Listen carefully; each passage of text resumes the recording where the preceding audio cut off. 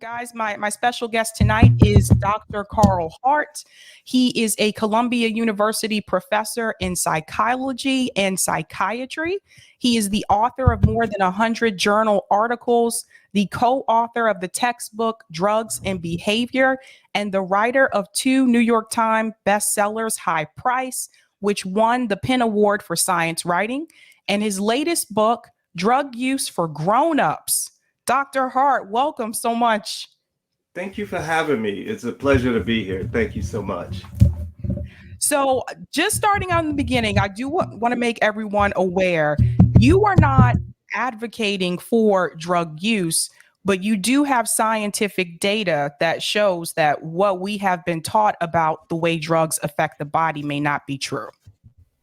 That's correct. It's interesting that, your disclaimer to make sure people understand that I'm not advocating for drug use.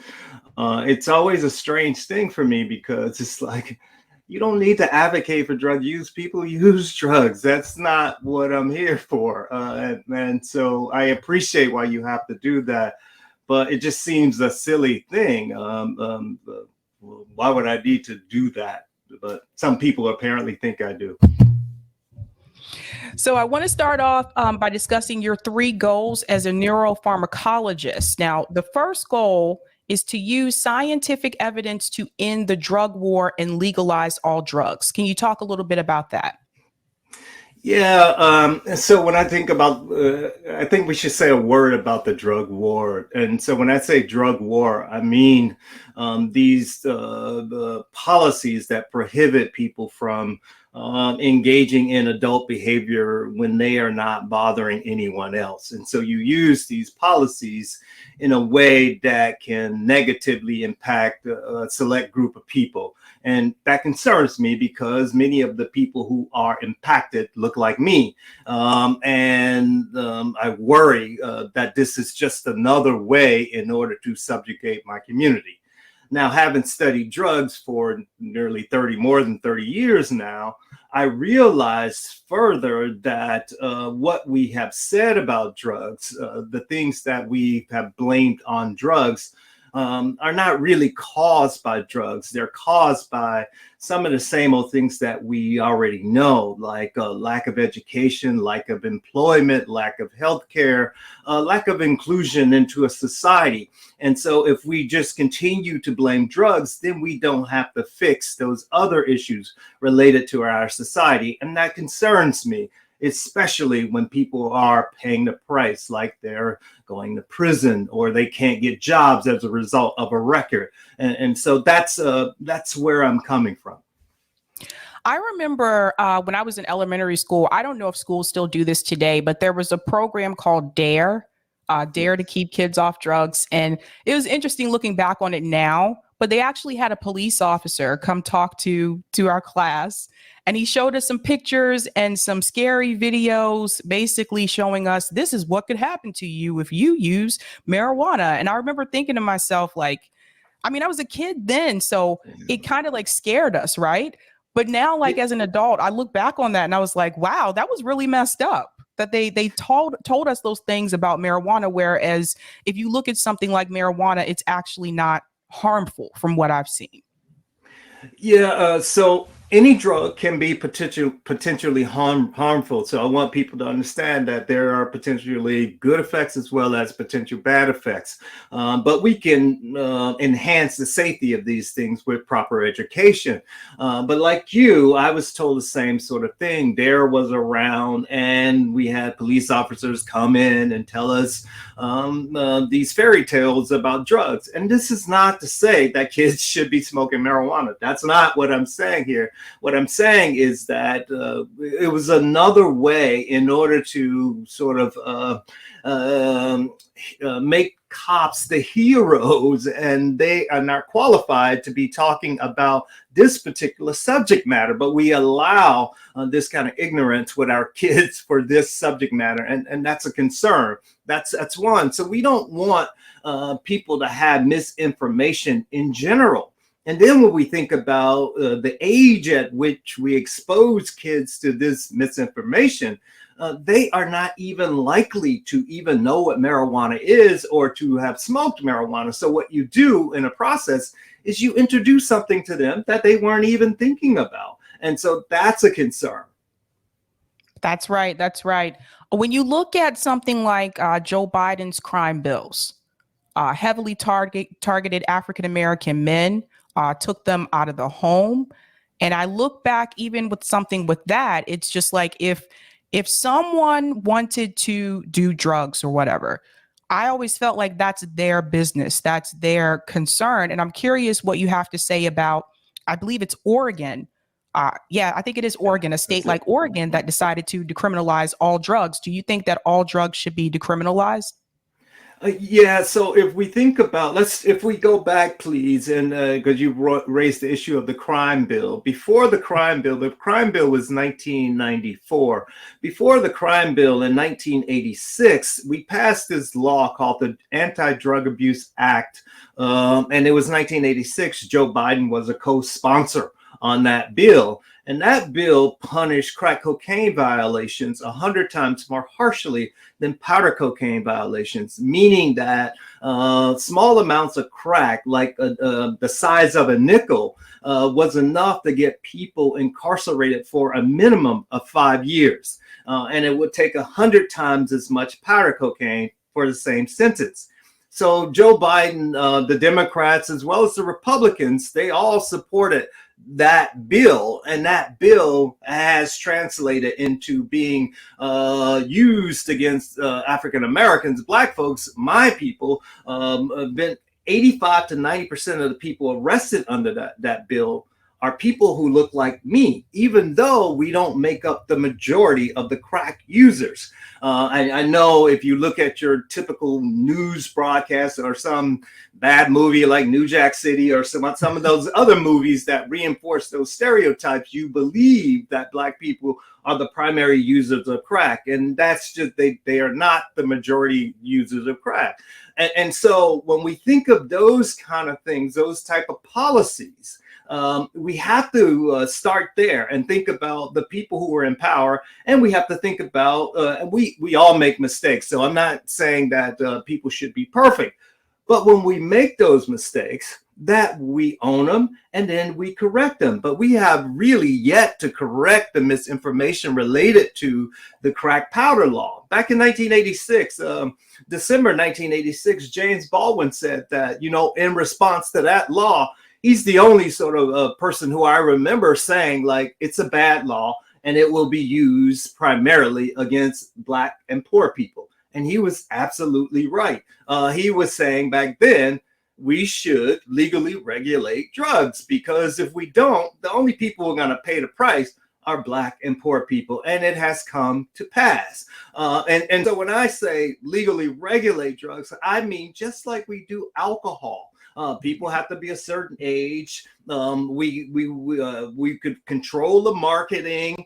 We can even have requirements before people purchase these substances.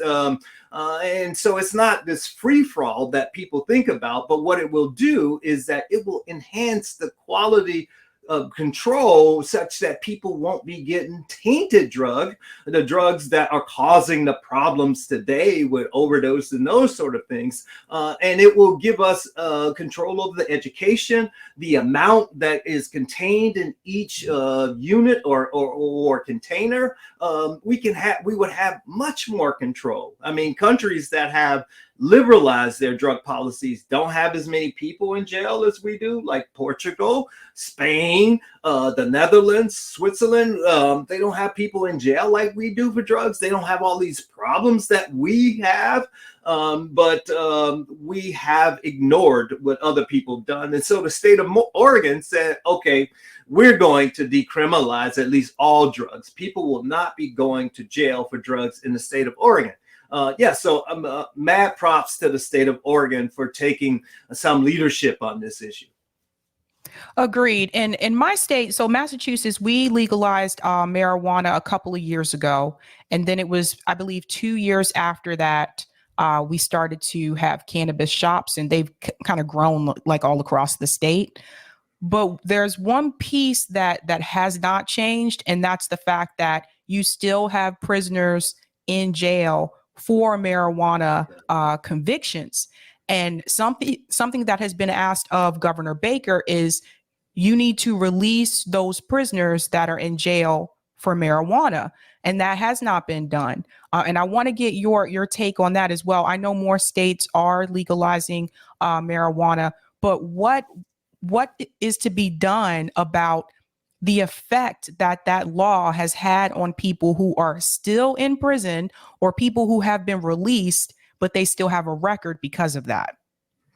Yeah, so like some states, like Illinois, for example, in New York, we are trying to follow suit with Illinois. The records of those individuals have been expunged. And so that's one way you can deal with that. And then another sort of issue related to people who are in jail because of a cannabis related crime. There officially, the official record has relatively few people in jail for only cannabis. So one of the things that happens is that you may not be in jail for cannabis, but it led to you being viewed as a repeat offender. And so you might have gotten on the record because of cannabis, but then you have another crime. And so now you're a repeat offender. So if we would have to go and expunge all of the cannabis sort of records, even if they're not theirs primarily for cannabis. So we have to recognize that sort of thing that's going on. Agreed. I want to go to the second goal that you have, because you bring up the issue of class, to expose the classism in the enforcement of drug laws. Drugs are legal for everyone except for marginalized groups. And we noticed this as well. Joe Biden recently had an interview. Part of that interview, he was talking about his son's ordeal with drug use. But Joe Biden's son didn't go to jail. Yeah. No, it's a good point, and nor should he. And we don't want anyone going to jail for drugs, and we just want other people to be treated like Joe Biden's son. That's what we want. And so, but the thing that we have to recognize is that every year the United States spends about $40 billion a year in its efforts to control drugs. We call it the war on drugs. Now, that big budget pays the salaries of a number of people, many of them in law enforcement, many of them related to law enforcement and in other sort of areas. And so when you have that kind of money into programs that support work, we call it a jobs program.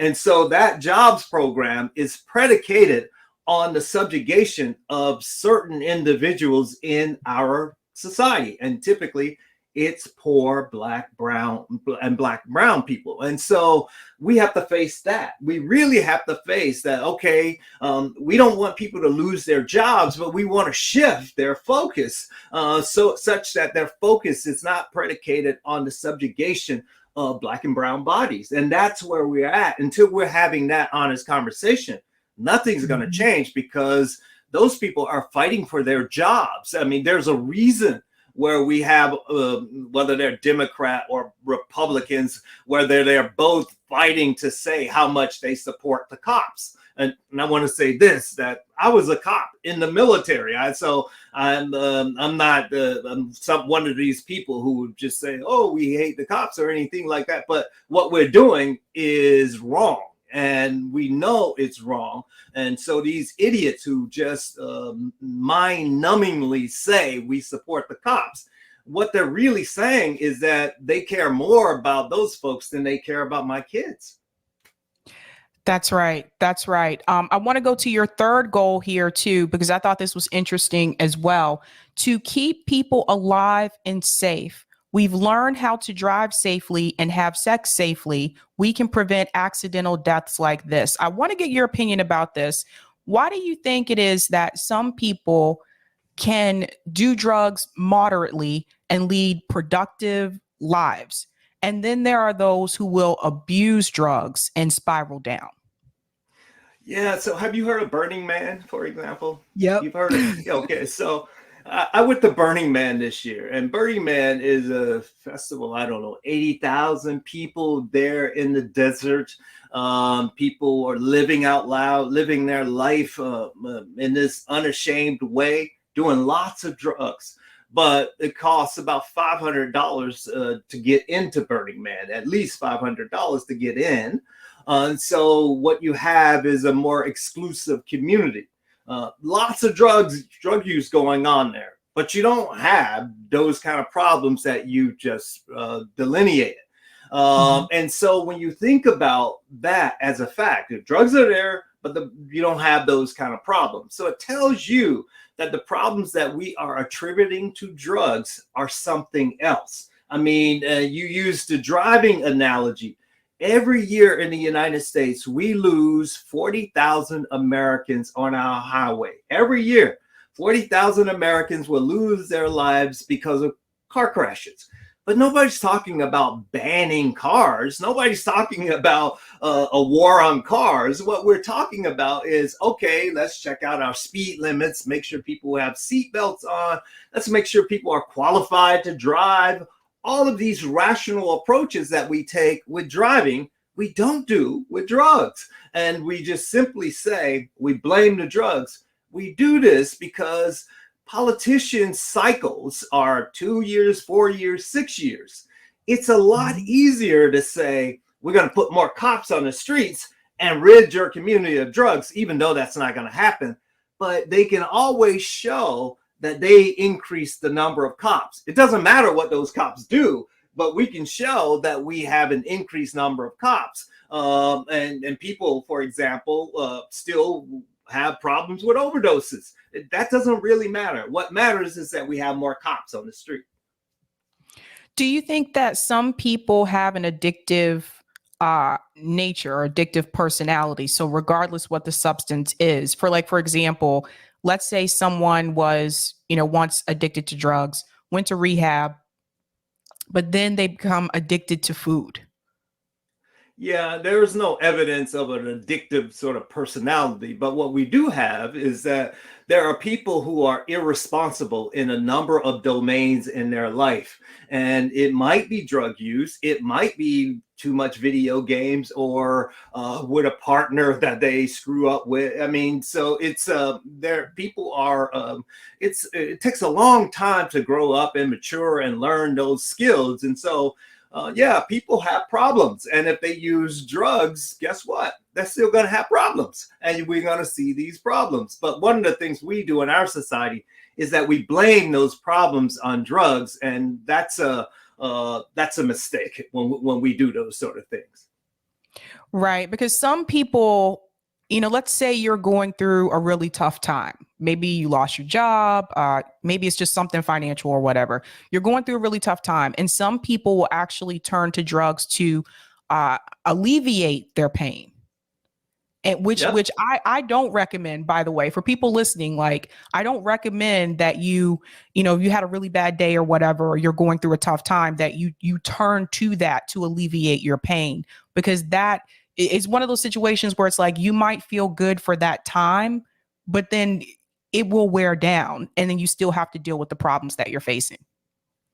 Well, let's think about, I don't know, some movie. You see someone have a bad day and then they come home, honey, have a drink.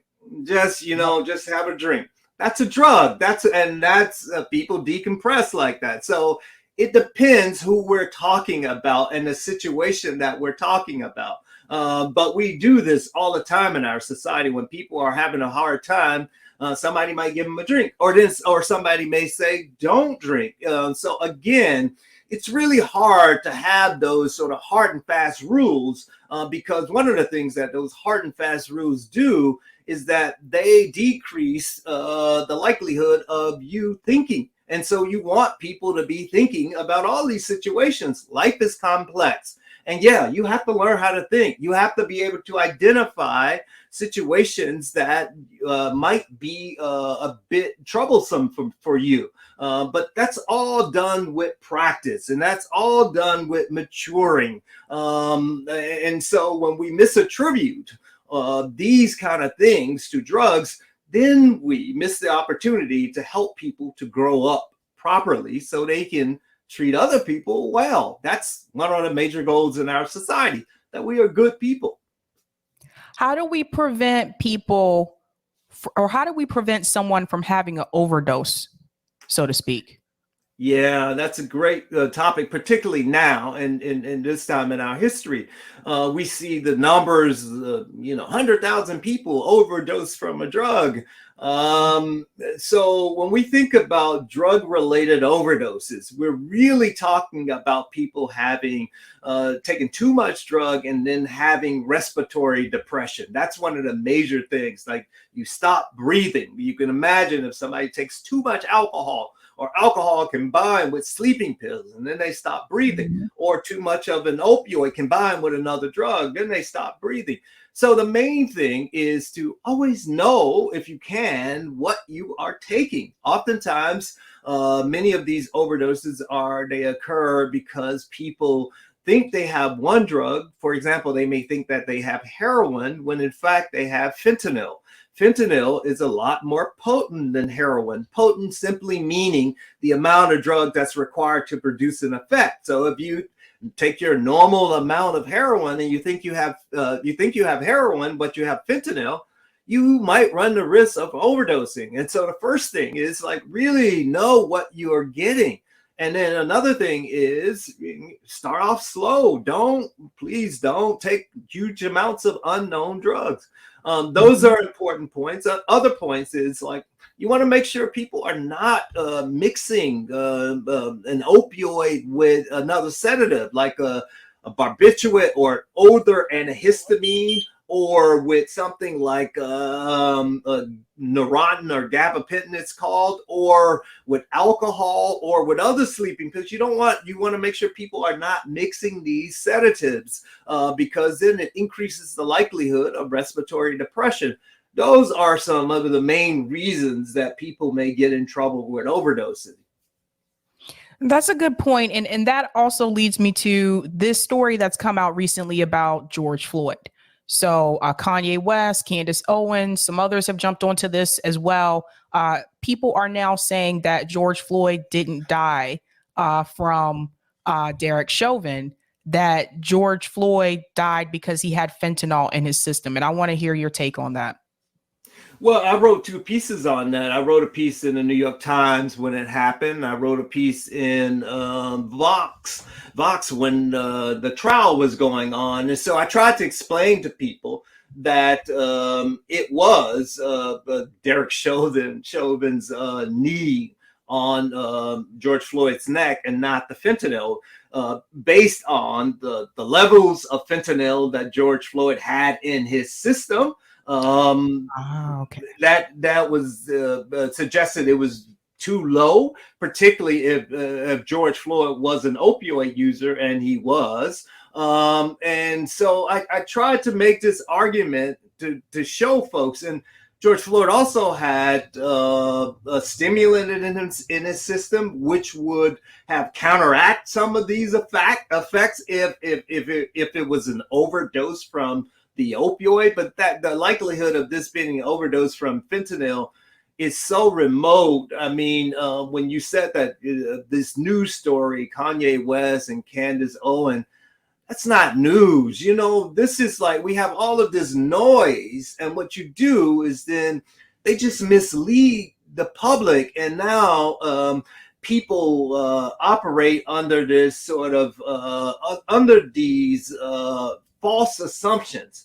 And people know, people who really care about evidence really know that what Kanye West has said is ridiculous. And so all he's doing is giving a cover to people who do not like George Floyd or the movement that happened as a result of George Floyd's death.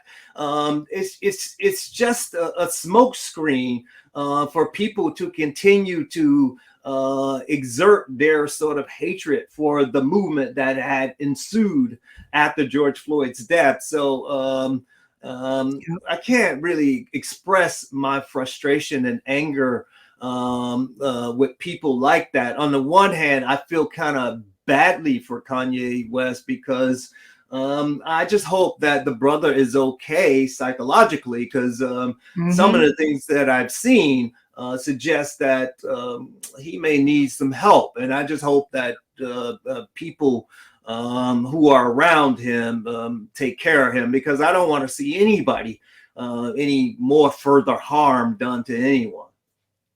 Right. And it says here in his blood, it says 19 and 2.9 nanograms per millimeter, respectively.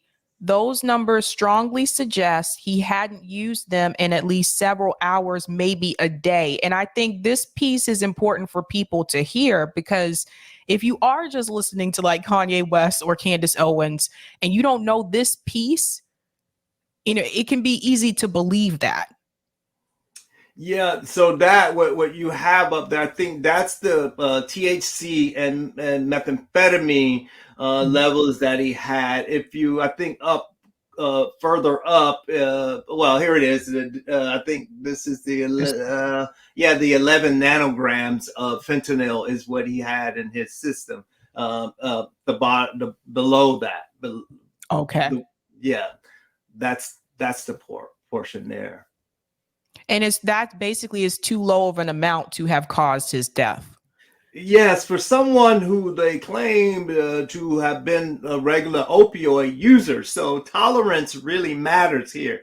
So if like a dose of fentanyl or heroin might kill a person who never used the drug, a person who is not tolerant, whereas a larger dose would be required to even move someone who has a history or who is tolerant to the effects of opioids. And so the fact that George Floyd was still up and talking to the police suggested that he was not having an overdose. And the thing that caused him no longer to be interacting was the knee on his neck, not the drug, because if he would have had the drug overdose, it would have been more rapid than that. And it would have happened while he was interacting or before he interacted with the police officers.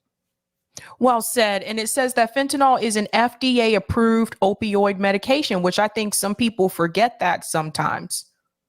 Yeah, the important point here is that fentanyl is used in order to treat children, oftentimes in pain. It even comes in some cases in a lollipop formulation, so the child can suck it. And so when we think of fentanyl as just this dangerous drug, that's an inappropriate way to think about it. It certainly can be dangerous, but it can be useful, and it is useful in medicine, particularly for people who are experiencing tremendous amounts of pain. When we talk about going back to overdose, when we talk about that, if we did regulate drugs in the United States, just like we do cigarettes or alcohol, then it would be, I can just tell you from what we have here in Massachusetts. So now that we do have like the cannabis shops, for example, there's a certain amount that you can buy. Like you can't just go in there and say, I'm going to buy all of the stuff. Like it doesn't work like that. So there is a limit with how much you can buy. And because it's regulated, it's safe because it's gone through all of the protocols to make sure that it's safe. That being said, though, if you were to purchase like drugs on the street from like a drug dealer, you don't know if it's safe. You don't know if it's laced or anything like that. That's right. When people make that argument that, but people overdose on drugs, you can always point to the fact that if they were regulated, we wouldn't have this problem. Well, the problem that what you just laid out is really beautiful, because between 1920 and 1933, in our country, we banned alcohol prohibition. We passed the 18th Amendment that banned alcohol sales and so forth. Now, during that period, what we saw were tens of thousands of Americans who were killed or maimed because of drinking tainted alcohol. After we reversed the 18th Amendment with the 21st Amendment, we repealed alcohol repealed alcohol prohibition, we no longer seen people being maimed, people overdosing and having these problems with tainted alcohol as we saw during prohibition. So we have a model of that. And we also have a more recent model today with cannabis. We think about some people get in trouble with synthetic cannabinoids, K2 spice. In New York, a couple summers ago, we saw people having some real problems with K2 spice because they didn't know the dose, the amount, it varied, but they were seeking a cannabis high. Cannabis, we don't see those issues, particularly states in which cannabis is legal because of what you said, because it's regulated. We have quality controls there. So you don't see these problems. The same would be true for other drugs that people are using that are now illicit. There are only a few drugs that people seek, but we act as if this will be a free-for-all, and that's not how it works. That's the same thing that people said when Colorado had legalized marijuana. People were saying like, kids are going to be using it. I'm like, I don't think those stores are going to sell to kids. Well, I have to say something about the kids thing. You know, one of the things that I have said on a regular basis is that, you know, given my 30 years of studying drugs, the one thing that really stands out is that drug effects are predictable. When you increase the dose, you get increasing effects, and you know, very predictable drug effects. But police interactions with black and brown boys, especially, and people in general, those interactions are not predictable because too often the black or brown person ends up dead. And so I said that I would much rather my kids interact with drugs than to interact with police. And people act as if I had sworn at their Jesus or something. And when all I'm saying is that I know how to keep my kids safe under these conditions, but I don't know how to keep my kids safe under these conditions. And so when people talk about the kids, they don't mean our kids, apparently. And so because if they did, this would not be a controversial statement. This would just be a statement of fact. Well said. Nathan Gray says, ask about kratom. Are you familiar with this, Dr. Hart? Oh, yeah. Kratom is one of my favorite sort of substances, actually. Kratom is a tree, a plant, and it people take it in as a tea largely. Kratom has some opioid-like effects, but it's really mellow. The effects are you don't get as many effects as you would an opioid. And kratom, a number of people have enjoyed kratom tea and kratom products. They are legal. And I am a fan of kratom. I love kratom. How do you feel about prescription drugs? Because some of the things that I've seen, particularly New Hampshire has a high opioid use rate or abuse rate, actually.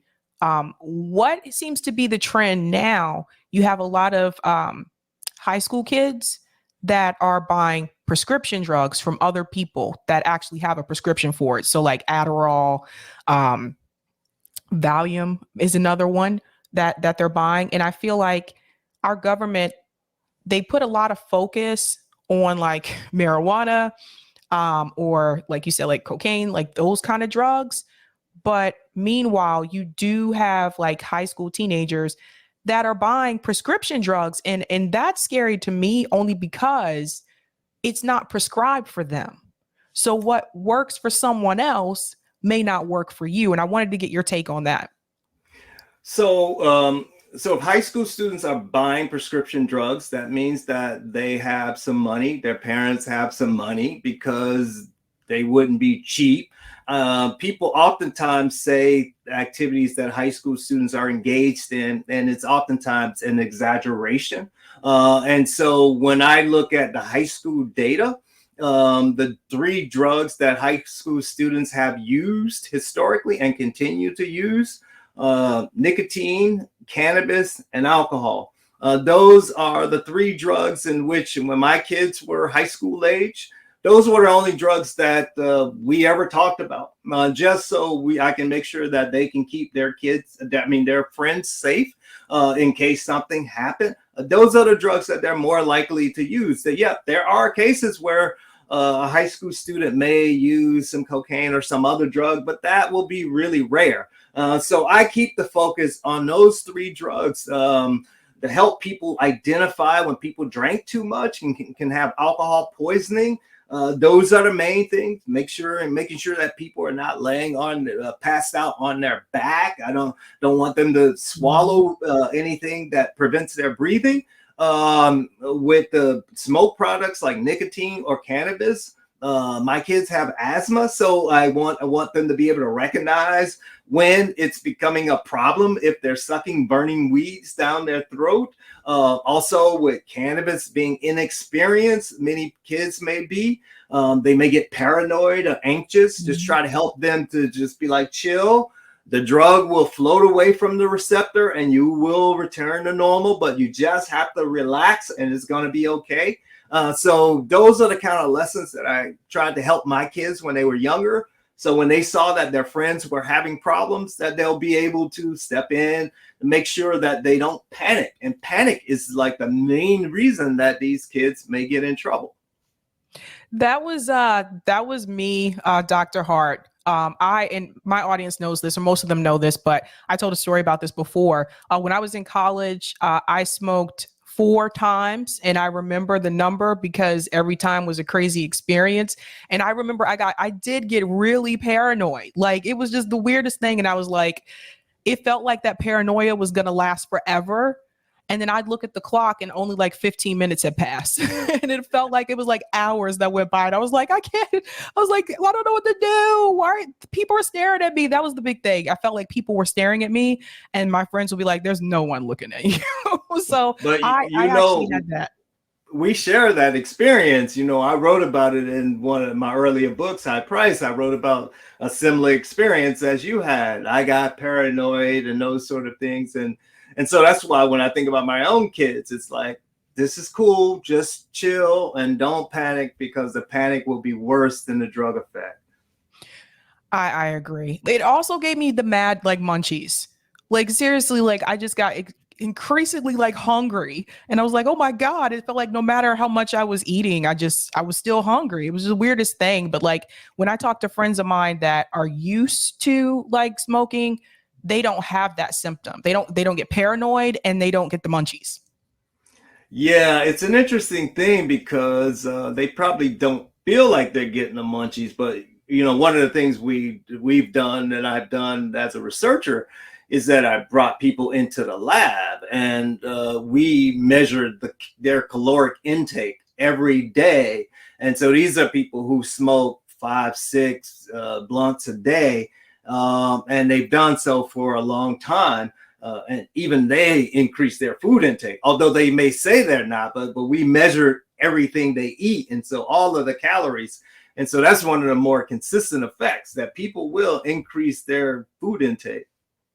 Interesting. One of the things I noticed, at least among our college peers at that time, alcohol was just not, people did not drink responsibly when I was in college, right? And I don't know if that's just a college thing, but I noticed it a lot.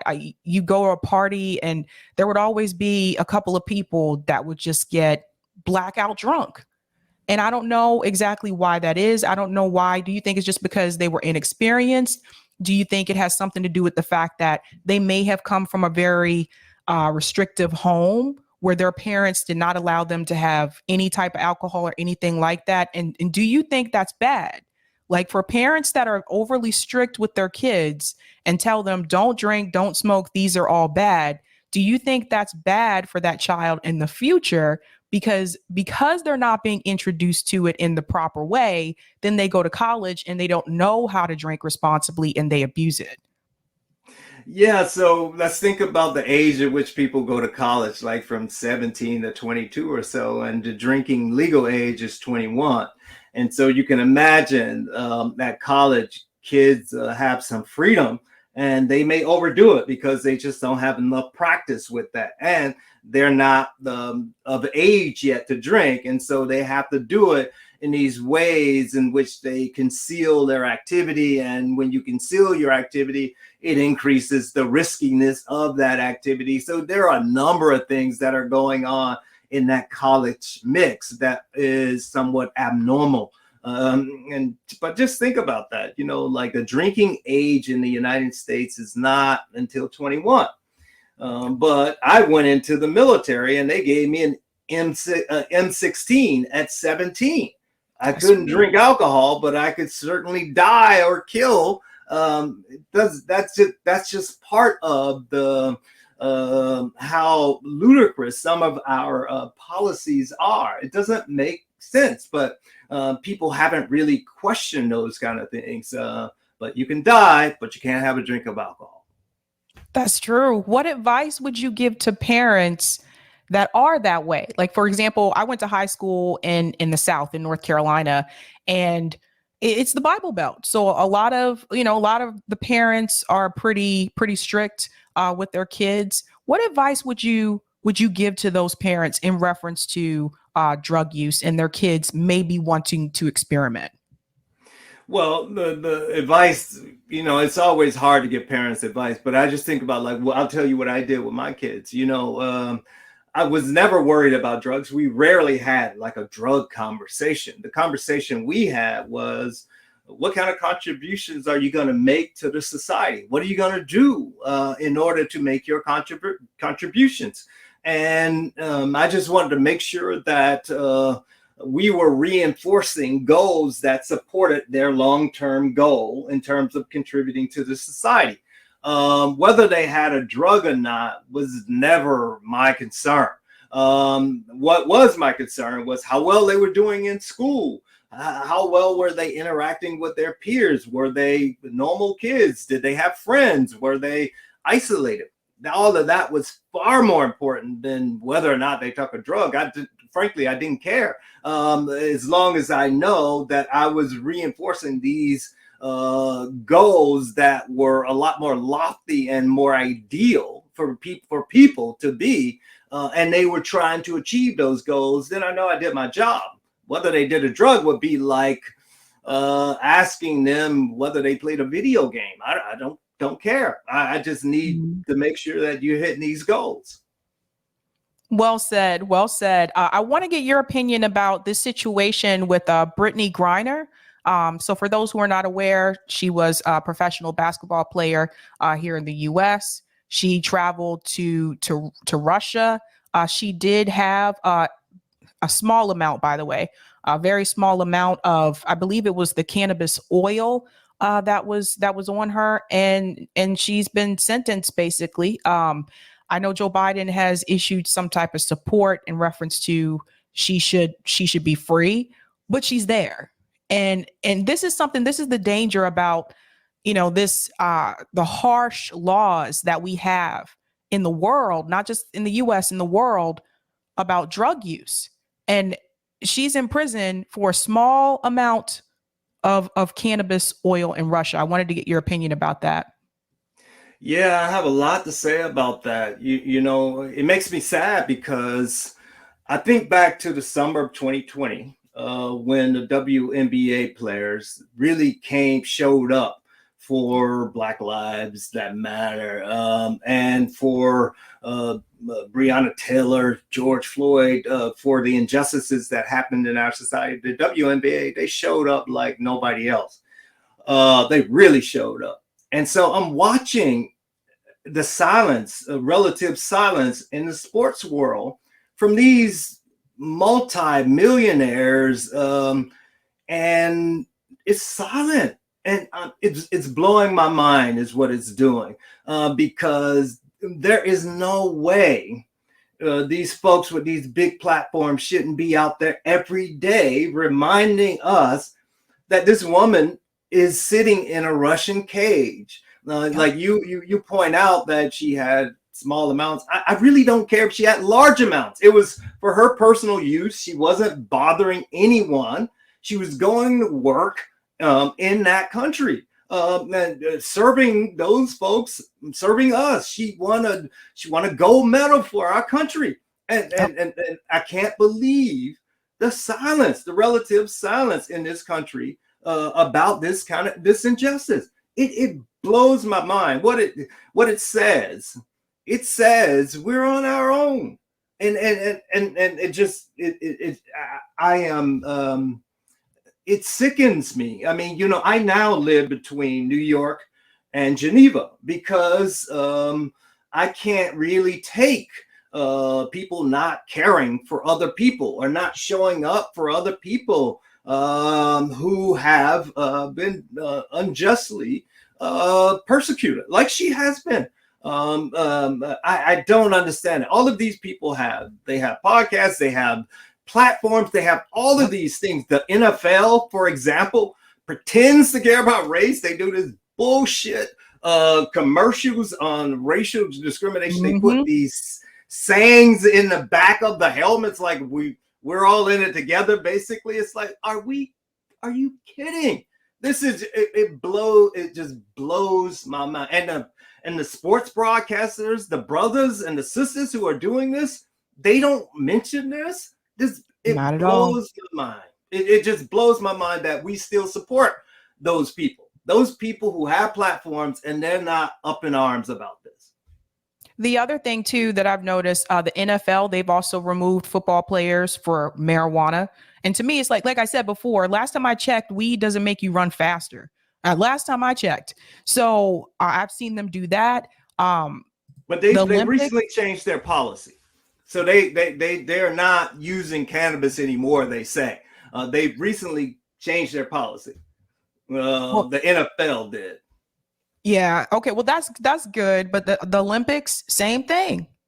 Yeah. Same thing. Right. No, that's absolutely right. That's why it's so important for people to show up for Brittany, because it is emblematic of this injustice, this broader injustice, and that we should remember those people who didn't show up, and we should not support those folks. This is our moment, and all of these people, they sit around and they quote people like MLK. They quote all of our heroes. This is where our heroes would be right there, right now, jumping up and down about what's going on there. And all of these people have some quote from Malcolm X or some quote from James Baldwin. Where are they?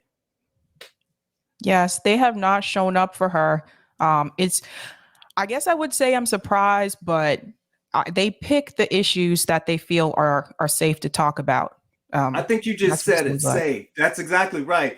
People worry about their brand more than they worry about people. And when that happens, withdraw your support. It's about people. That's right. That's right. Well, Dr. Hart, I have one more question for you. For someone who is looking to try like drugs for the first time, what advice would you give them in a sense that what type of environment should they be in? And I say this because I've heard some stories of people trying things for the first time and they were by themselves and they said that wasn't a good idea. What type of environment do you think that they should be in? Should they be around people? Should they be by themselves? And what time of day does that matter? What advice would you give to them? First of all, make sure you know what you have. Make sure you're confident in what you have. And it'd be nice if you did so with somebody who has some experience, who you trust, and someone who you know well, you trust, and start off slow. And it'd be nice to be in an environment that is not crazy, a calm environment, in case you decide that, oh, you're a bit anxious. You got this warm, comfortable place that you know is safe. That's what you do. Know what you take. Be nice if you have someone who's experienced, hopefully a loved one. Start off slow in a nice, calm environment. Awesome. Dr. Hart, thank you so much for coming on. Where can people go to follow you? Dr. Carl Hart, that's DrCarlHart. I'm on Twitter. I'm on Instagram. I have a website as well. But if you want to know about drugs and you want to know how the issue of drug policy has been used in order to subjugate people who look like me, you check out Drug Use for Grown-Ups. And I'll put that up here. Thank you so much for coming on, Dr. Hart. You're educating all of us out here. Thank you for having me, and thank you for mentioning Brittany. Please keep her on our minds and on our lips. Thanks so much. Bye. Bye-bye. All right, guys. Yes, awesome. Awesome. Dr. Hart is great. You know, like I said, it's, you know, drugs were never for me. You guys have heard my stories. Funny episodes, but that doesn't mean that other people shouldn't be able to do that, you know?